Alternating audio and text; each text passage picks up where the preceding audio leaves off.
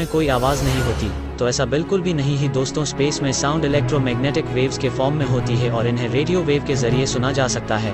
तो चलिए सुनते हमारे सोलर सिस्टम के कुछ प्लैनेट्स की आवाज़। Number 1 sun.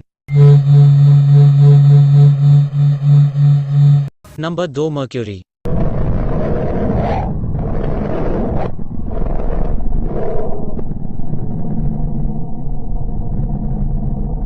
Number 3 Venus.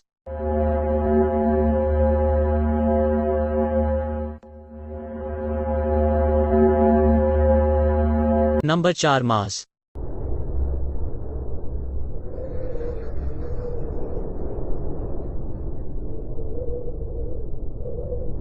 Number 5 अर्थ।